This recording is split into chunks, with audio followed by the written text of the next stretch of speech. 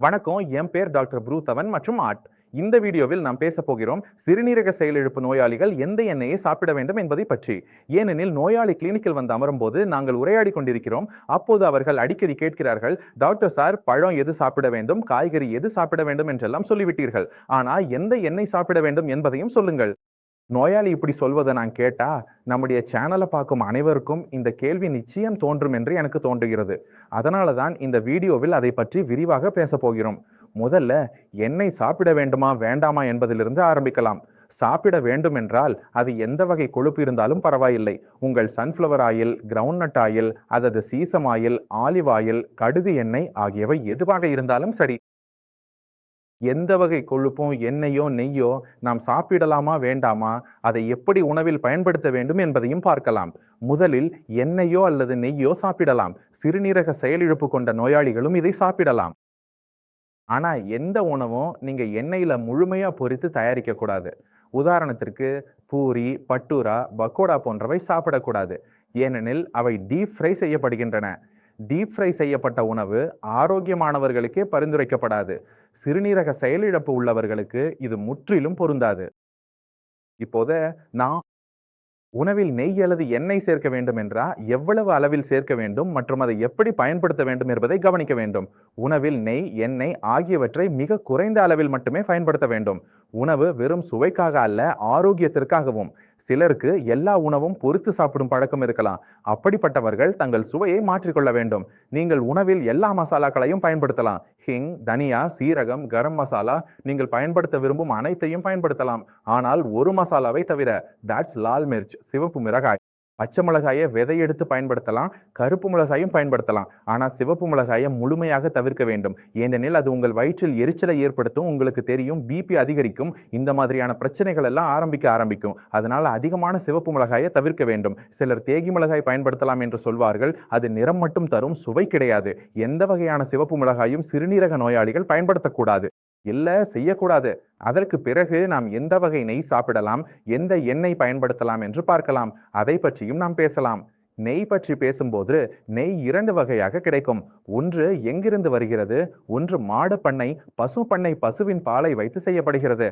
ஆயுர்வேதத்தில் என்ன சொல்கிறார்கள் என்றால், மாட்டு பால் சிறந்தது, அதிலிருந்து தயாரிக்கப்படும் நெய்யும் நல்லது.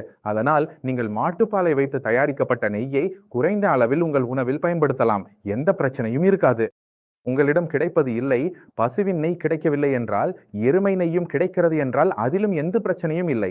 ஆனால் நீங்கள் எப்போதும் அளவை கவனிக்க வேண்டும். அதாவது மிக குறைந்த அளவில் சாப்பிட வேண்டும். இப்போது நாம் எந்த எண்ணெய்களை சாப்பிடலாம் என்று பார்க்கலாம். ஏனெனில் எல்லா காய்கறிகளும் நெய்யில் செய்ய முடியாது. எல்லா இடங்களிலும் நெய்யை பயன்படுத்த முடியாது.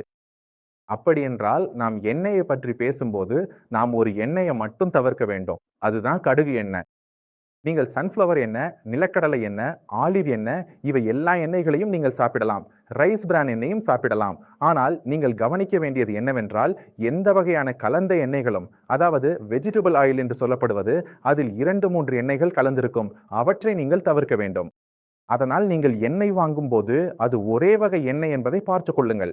அதாவது அது முழுக்க முழுக்க நிலக்கடலை எண்ணெய் இருக்கலாம், அல்லது முழுக்க முழுக்க ரைஸ் பிரான் எண்ணெய் இருக்கலாம், அல்லது முழுக்க முழுக்க ஆலிவ் எண்ணெய் இருக்கலாம். இந்த கலந்த எண்ணெய்கள், அதாவது இதில் கொஞ்சம் ரைஸ் பிரான், கொஞ்சம் சன்ஃப்ளவர் சேர்த்திருக்கும் எண்ணெய்கள், இவையெல்லாம் நீங்கள் பயன்படுத்தக்கூடாது. இப்போ நம்ம சரசொன எண்ணெய் ஏன் தவிர்க்க சொல்றோம்? இதையும் நீங்கள் தெரிஞ்சுக்கணும். ஏனென்றால் சரசொன் எண்ணெய் நல்லது என்று நம்ம கேள்விப்பட்டிருப்போம். இதனால் கொழுப்பு குறையும், கொலஸ்ட்ரால் அதிகரிக்காது என்று சொல்லுவாங்க. அதனால அதை பற்றியும் நம்ம புரிஞ்சுக்கலாம். சரசொன் எண்ணெய் கெட்டது கிடையாது. ஆனா சரசொன் எண்ணெய் அதிகம் பயன்படுத்துறவர்களுக்கு கொஞ்சம் பிரச்சனை இருக்கிறது என்பதை நம்ம பார்க்கிறோம். அவர்களுடைய உடலில் நமக்கு பைகார்பு கொஞ்சம் குறைவா இருக்கிறது தெரியுது. இப்போ பைகார்பு எப்படி குறையுது என்பதை நாம புரிய முயற்சி பண்ணலாம். நம்முடைய உடல் எப்போதும் அமிலத்தை உருவாக்கி கொண்டே இருக்கும். அதை நாம யூரின்ல வெளியேற்றி கொண்டே இருக்கும். அதனாலதான் நம்முடைய யூரின் அமிலத்தன்மை கொண்டது. ஆனா சிறுநீரகங்கள் பழுதாக ஆரம்பிக்கும் போது இந்த அமிலம் வெளியேற முடியாம போகும். அது யூரியா மாதிரி நம்முடைய இரத்தத்தில் சேர ஆரம்பிக்கும். அதனால் நம்முடைய இரத்தம் அமிலத்தன்மை அடையும். நம்முடைய இரத்தம் எவ்வளவு அதிகமாக அமிலத்தன்மை அடையுதோ அவ்வளவுதான் நம்முடைய சிறுநீரகம் வேகமாக பழுதாகும். அதனாலதான் சிறுநீரகங்கள் 0 முதல் 2 அல்லது 4 வரை மெதுவா பாதிக்கப்படுவதை நாம் பார்க்கலாம். அதற்கு பல வருடங்கள் ஆகும். ஆனா 4வது நிலைக்கு பிறகு அது 10வது நிலை வரப்போக அதிக நேரம் எடுக்காது. ஏனெனில் உடலில் அமிலம் சேர்ந்து கொண்டே இருக்கும். இந்த அமிலத்தை நாம் நியூட்ரலைஸ் செய்ய வேண்டி இருக்கும். எந்த சிறுநீரக நோயாளியின் சிறுநீரக செயல்பாடு குறையும் வேகத்தை குறைக்க நாம் ஒரு மாத்திரை கொடுக்கிறோம். அதற்கு பெயர் சோடியம் பைகார்பனேட். இப்போது இந்த சோடியம் என்பது உங்கள் சமையலறையில் பயன்படுத்தும் பேக்கிங் சோடாவே ஆகும். ஆனால் இதை சிறுநீரக நோயாளிகள் பயன்படுத்த வேண்டியது அவசியம். இதை பயன்படுத்தாமல் விட்டால் உடலில் அமிலம் அதிகமாகும் வாய்ப்பு அதிகம் இருக்கும். இந்த மாத்திரையை நாம் கொடுக்கும்போது அதிக அளவுல கடுகு எண்ணெய் பயன்படுத்தும் நோயாளிகளுக்கு ஒரு விஷயம் கவனிக்கப்படுகிறது. அவர்கள் உடலில் உள்ள அயன்கள் அதிகரிக்கவில்லை என்பதை நாம் கவனிக்கிறோம். அதாவது அவர்களுடைய அமிலம் குறையவில்லை. இதனால் அவர்களுடைய அளவுகள் லெவல்ஸ் குறையாமல் தொடர்ந்து அதிகரிக்கின்றன.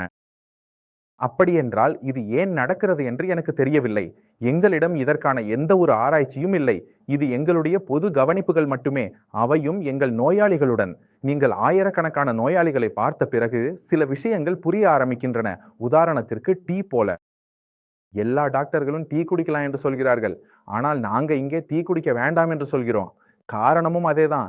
டீ குடிப்பதால், கடுகு எண்ணெய் சாப்பிடுவதால் இரும்பு மற்றும் பைக் போன்றவை அதிகரிப்பதை நாம் பார்க்க முடியவில்லை. நாம் தரும் மருந்துகளின் விளைவுகள் நமக்கு தெரியவில்லை. அதனால தான் டீ, காஃபி, சாக்லேட் அல்லது கடுகு எண்ணெய் ஆகியவற்றை நிறுத்த சொல்கிறோம். ஏனெனில் நமக்கு வேறு விருப்பங்கள் இருக்கின்றன. நாம் சாப்பிடலாம், எந்த விதமான பாதிப்பும் இல்லை. இது எவ்வளவு சரி, எவ்வளவு தவறு என்பதை தெரிந்து கொள்ள வேண்டிய அவசியம் இல்லை. அது எப்படி வேலை செய்கிறது, ஏன் வேலை செய்கிறது என்பதை நம் பார்வையில் நோயாளி நமக்கு சொல்கிறார். நோயாளியின் ரிப்போர்ட்டுகளில் நாம் பார்க்கும் விஷயங்களை பயன்படுத்துவது எளிது. இதை முழுமையாக ஆராய்ச்சி செய்து R&D செய்து என்ன சரி என்ன தவறு என்பதை கண்டுபிடிப்பது கடினம். அதனால் என் வேண்டுகோள் எல்லா சிறுநீரக செயலிழப்பு நோயாளிகளுக்கும் நீங்கள் எண்ணெய் பயன்படுத்துங்கள். கொஞ்சம் விலையுயர்ந்த எண்ணெய் பயன்படுத்துங்கள், நெய் பயன்படுத்துங்கள், சன்ஃப்ளவர் ஆயில் பயன்படுத்துங்கள். ஆனால் 600 மதிப்புள்ள எண்ணெயை தவிர்க்கவும். நீங்கள் குறைந்த அளவில் பயன்படுத்தும் இடங்கள்ல மாதத்துல ஒரு முறை அல்லது இருமுறை பயன்படுத்தினால் எந்த பிரச்சனையும் இருக்காது. ஆனால் நீங்கள் தினமும் ஒவ்வொரு காய்கறியையும் கடுகு எண்ணெயில் சமைக்கிறீர்கள் என்றால் அங்கே இந்த பிரச்சனை ஏற்பட வாய்ப்புள்ளது. அதனால் நீங்கள் உங்கள் ரிப்போர்ட்டுகளை எடுத்து பார்க்க வேண்டும். உங்கள் ரிப்போர்ட்டுகளில் பை கேபிட்டல் எவ்வளவு உள்ளது, எவ்வளவு இல்லை என்பதை பார்க்க வேண்டும். உங்கள் ரிப்போர்ட்டுகளில் பை மதிப்பு வரவில்லை என்றால் அடுத்த முறை நீங்கள் டெஸ்ட் செய்யும் போது அங்கு உங்கள் ஸ்கிரீனில் தெரியும் பைகார்பனேட் என்ற டெஸ்டையும் சேர்க்க சொல்லுங்கள். என் KFTயுடன் இந்த டெஸ்டையும் செய்துவிடுங்கள் என்று கூறுங்கள். உங்களுக்கு உங்கள் பை குறைவாக இருக்கிறது என்று தெரிந்தால் நான் சொன்னதைப் போல காஃபி, கடுகு எண்ணெய், புளிப்பு உணவுகள் இவற்றை நிறுத்த வேண்டியிருக்கும். அப்போதுதான் உங்கள் பைஆர்மிட் மாத்திரை வேலை செய்ய ஆரம்பிக்கும்.